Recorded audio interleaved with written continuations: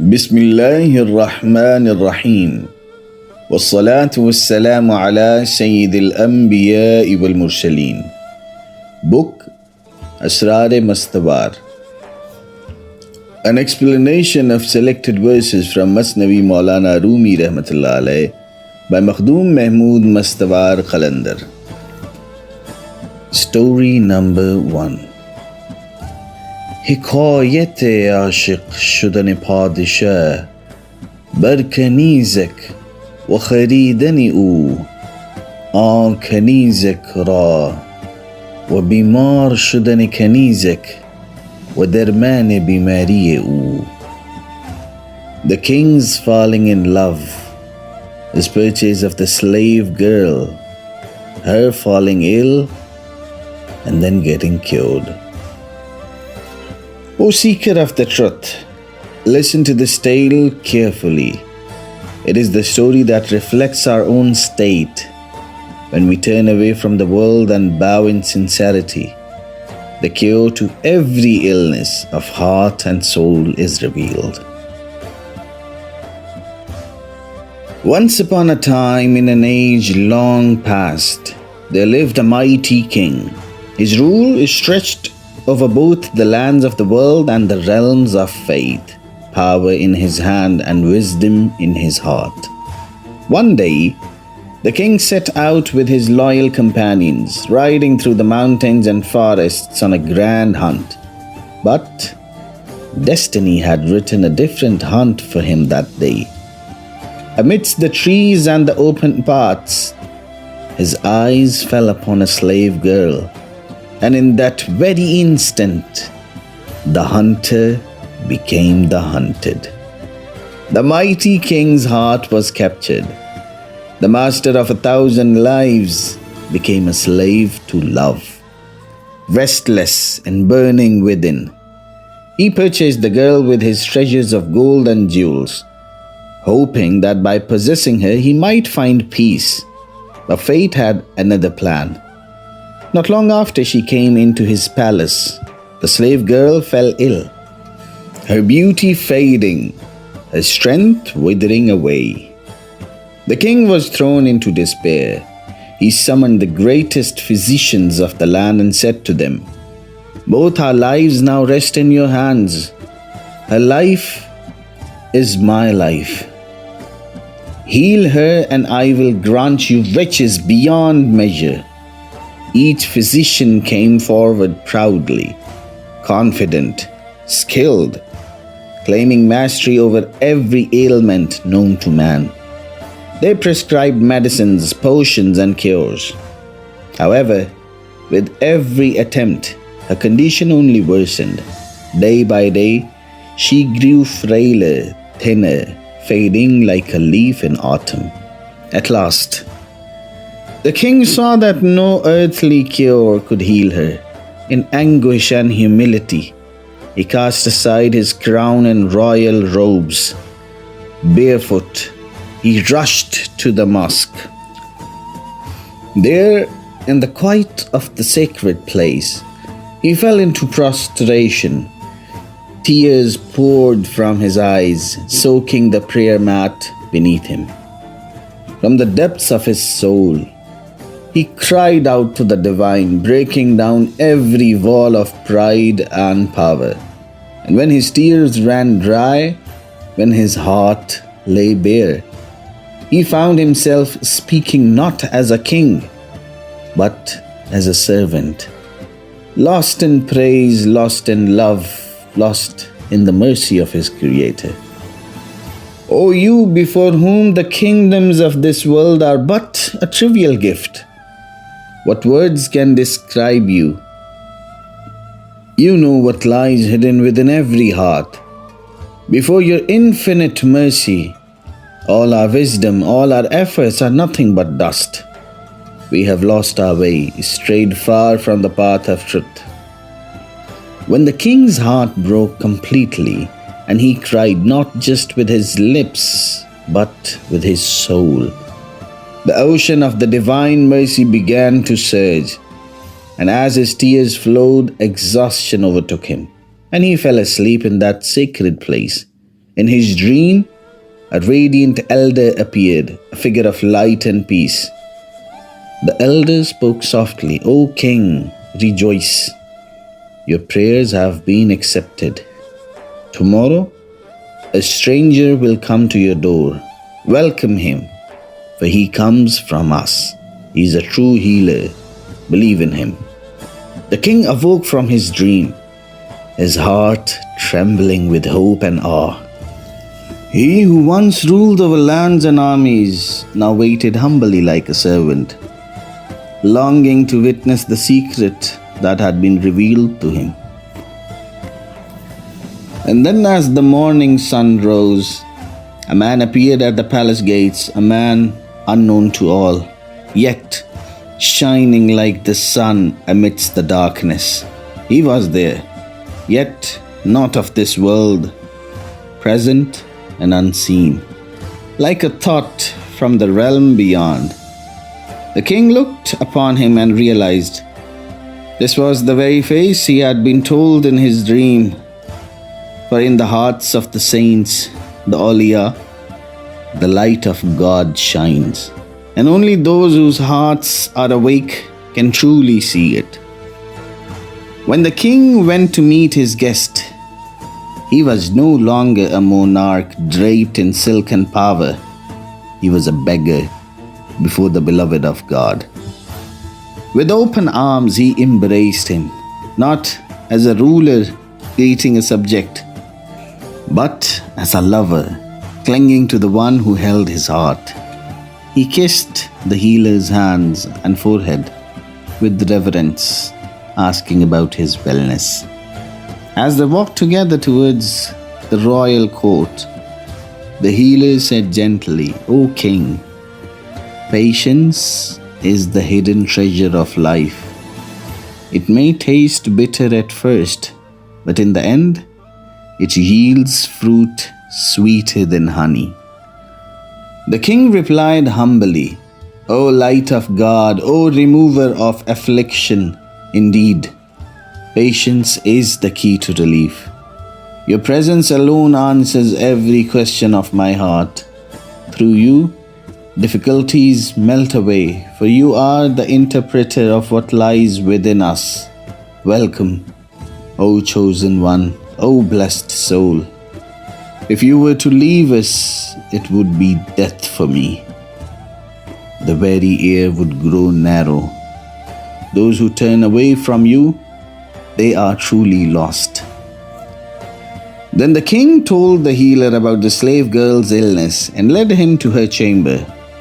The healer looked upon her face, felt her pulse, and in that single moment, the secret was revealed to him.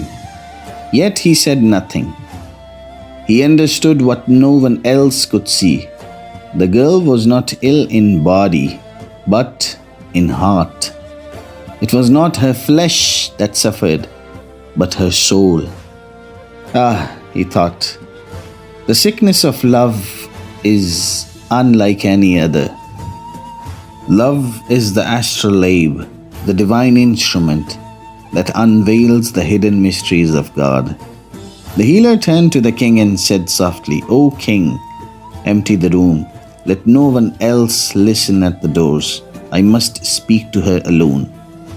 Once the palace fell silent, he sat beside the girl and spoke with a gentle warmth, as one might speak to a frightened child. "My dear, tell me, where is your home? Who among your people do you love?" He listened patiently as he watched her pulse, felt its rhythm shift with every name he uttered. He mentioned many cities, one after another, until he said the name Samarkand. At that word, tears welled up in her eyes. Then he began naming neighborhoods and different trades, until he spoke of the goldsmiths. At once, her pulse fluttered and her face turned pale. In that moment, the healer understood everything. The girl's heart belonged to the goldsmith in Samarkand. Her love for him was so pure, so deep, that no royal splendor could tempt her away. The kind healer looked at her with compassion and said, "My child, I now understand your pain.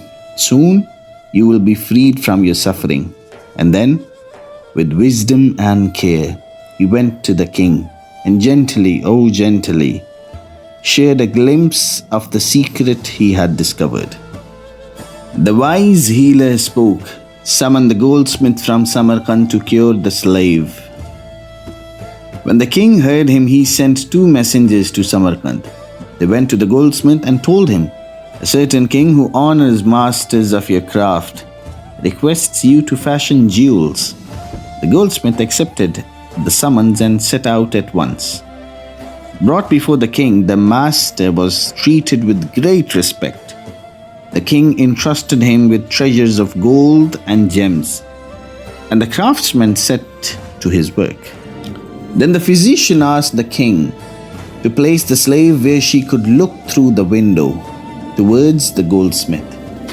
As she watched, her color returned and she regained her strength. Afterwards, the physician prepared a draught so potent that when the goldsmith drank it, he was stricken low. His body wasted away like the fiber of a pen, and he withdrew from the world. In this way, the slave was freed from 2 sorrows. She had loved the outward beauty she saw through the window, and when that charm vanished with the craftsman, her outward passion faded, leaving her heart wholly drawn to the king. The goldsmith's death at the physician's hand was not born of mere hope or fear. It came by a divine command and inspiration. One cannot measure by ordinary standards the acts of those touched by God's revelation.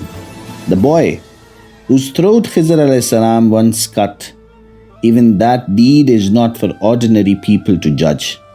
When a person receives divine speech and guidance, what they do is in that light entirely right. If such a one gives life, it is life. If he takes life, it is by God's command. For he acts as God's vicegerent, and his hand is, in a sense, God's hand.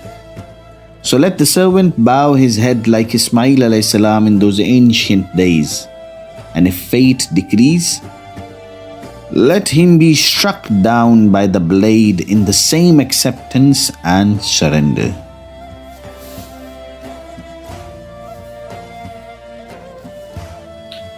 Purpose of the story. Maulana Rumi's purpose in telling this tale is to nurture and guide human beings, to train the traveler on the path of truth, to console the seekers of reality, and to encourage the lovers of knowledge and divine understanding. In every possible way, Maulana Rumi Rahmatullah Alayhi has tried to ensure that the Salik, the seeker, and the Sufi traveler receive complete spiritual guidance. Yet, it is also true that every person attains only what destiny allows. I myself have witnessed this. I have shared the truths of the heart with thousands, yet only a few truly understood. As someone beautifully said, "ये बड़े करम के हैं फैसले, ये बड़े नसीब की बात है। जिसे चाहे उसको नवाज दें, ये दरे हबीब की बात है." Meaning, these are decisions of great favor. It is a matter of rare fortune. He blesses whom He wills. For this is the quote of the beloved sallallahu alaihi wasallam. This is truly up to the beloved. No one knows who will be blessed by His grace. In this story, Maulana Rumi has presented a magnificent allegory, one that holds countless lessons for those who reflect, especially for the seekers of truth, Taliban-e-Haq. This tale carries a profound message and timeless wisdom. Let us take a closer look at this story. How the king goes out for a hunt, sees a slave girl, falls in love with her, purchases her, and yet she does not turn her heart towards him. Despite every effort the king makes, the outcome remains against his will, and all his attempts end in failure. Then the girl falls ill, and all physicians, healers, and doctors become helpless before her sickness. There is deep wisdom hidden here. When Allah subhanahu wa ta'ala, the most gracious, wishes to unveil a great secret, He often causes all outward means to fail. Now to the Taliban-e-Haq, the seekers of truth, I want to say this.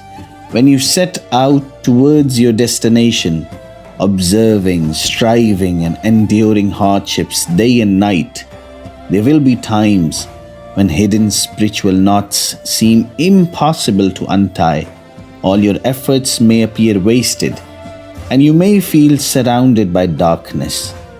Outwardly, no cause will seem to work.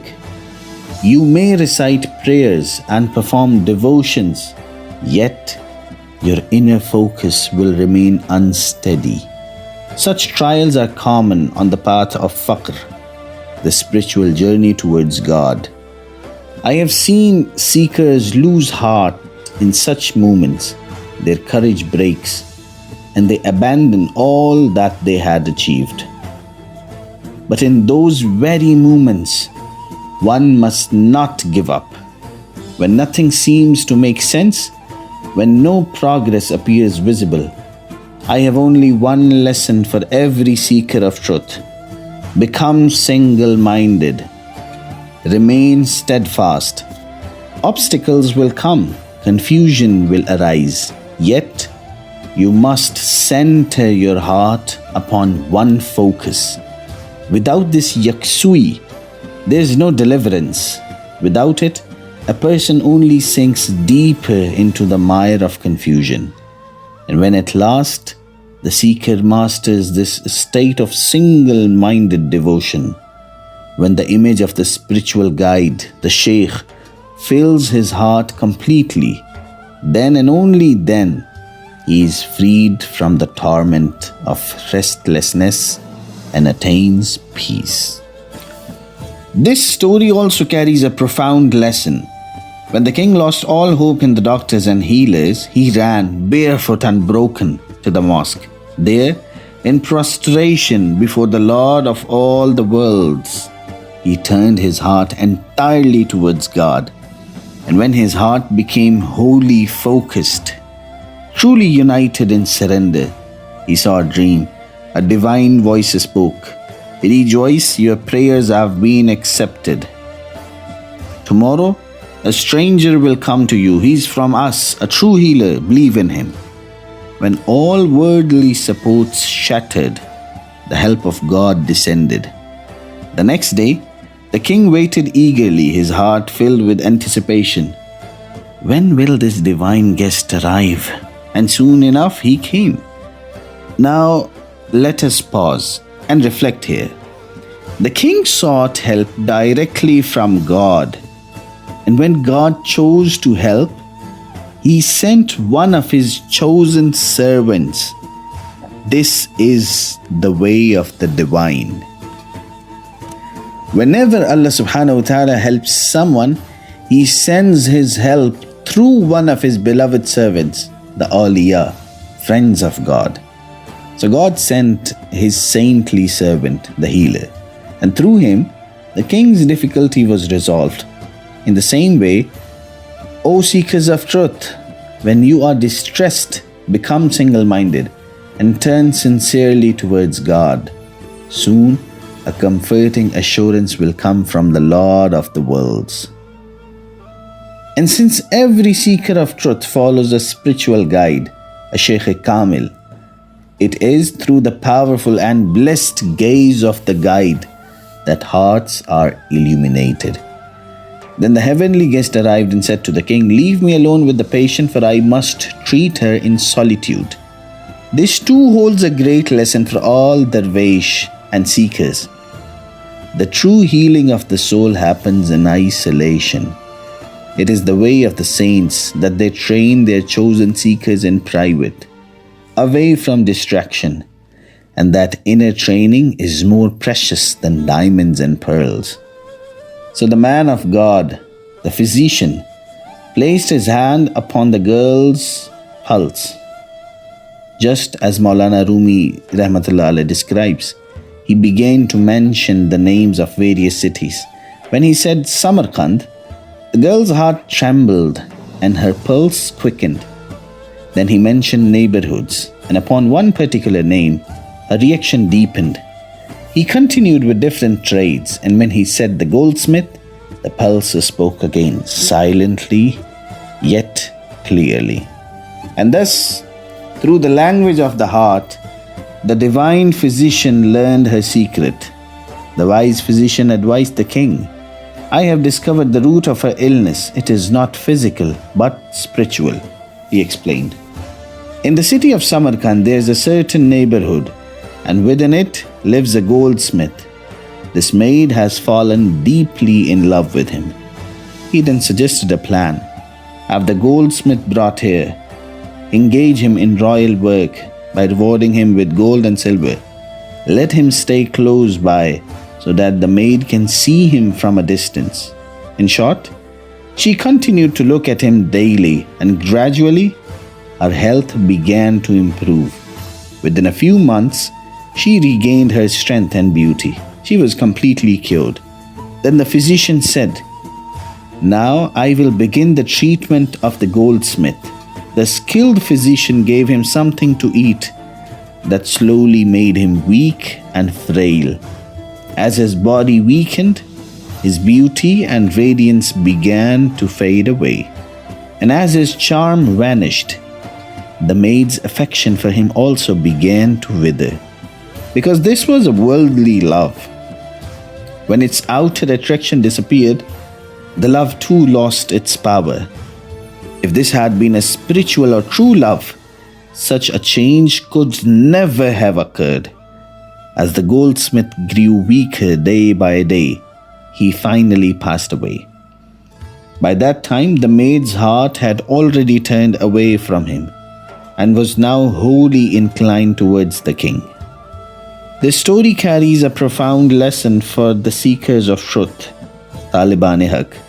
As mentioned before, Maulana Rumi Rahmatullah Alayh used a beautiful metaphor to explain a deep reality, that worldly love fades with form, but true divine love remains eternal. In reality, the king represents the human soul, Ruh, the inner essence that seeks divine closeness. The maid symbolizes the nafs, the ego. The goldsmith, he represents the worldly desires, lust and greed, the attractions of this material life.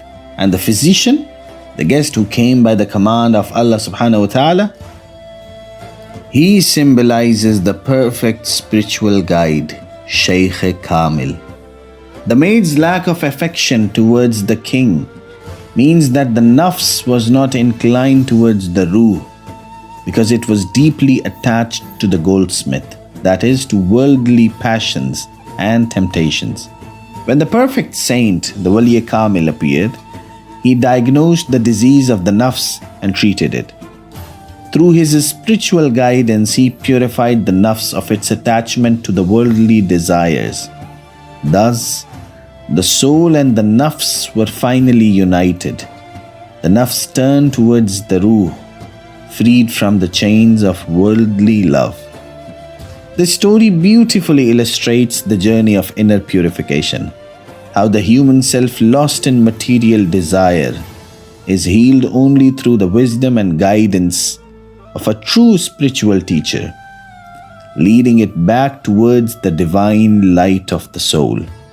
The meaning is that as long as a person's nafs remains entangled in the desires and temptations of the world, it cannot incline towards the soul, the ruh.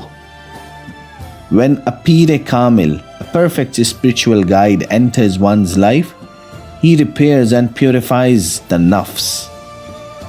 The maid, symbolizing the nafs, was trapped in the love of the goldsmith, just as the human self is trapped in envy, jealousy, hatred, greed, lust, material desire, and ego. The Murshid-e-Kamil treats all these inner diseases one by one. He kills the roots of these ailments and revives the heart with divine remembrance. Once the nafs is purified, it transforms into the nafs-e-mutmainna, the peaceful self, and begins to turn towards the soul. When the nafs and ruh unite, spiritual harmony is achieved. The self becomes free of inner conflict. At this stage, the ego dissolves and the seeker becomes immersed in the ocean of divine unity, Bahre Wahdat. The essence of this lesson is that no fakir, Sahib-e-Tariqat, master of spiritual path, Sahib-e-Marifat, master of divine knowledge, Sahib-e-Haqiqat, master of ultimate truth, can reach reality until his nafs is purified and healed. Therefore, for every seeker of truth, every Taliban-e-Haq, the ultimate advice is purify your nafs under the guidance of a perfect master. Only then will your soul find peace and union in the ocean of oneness. Negate your own self, and in that negation, God will be affirmed. A gathering beyond space will appear. The guide will be Prophet sallallahu alaihi wasallam. Then in this very world, you will see the beloved's face everywhere. When the inner eye opens, the glory of God will be revealed. खुद की नफ़ी कर लो इस बात में खुदा होगा, बज़्म ला मकां होगी रहबर मुस्तफ़ा होगा, दुनिया में नज़र आए हर सू रुख़ यार महमूद, आँख खुलेगी बातिन की खुदा जलवा नुमा होगा. This narration and every word spoken in it are taken from Makhdoom Mahmood Mastwaar Qalandar's book Asrar Mastawar.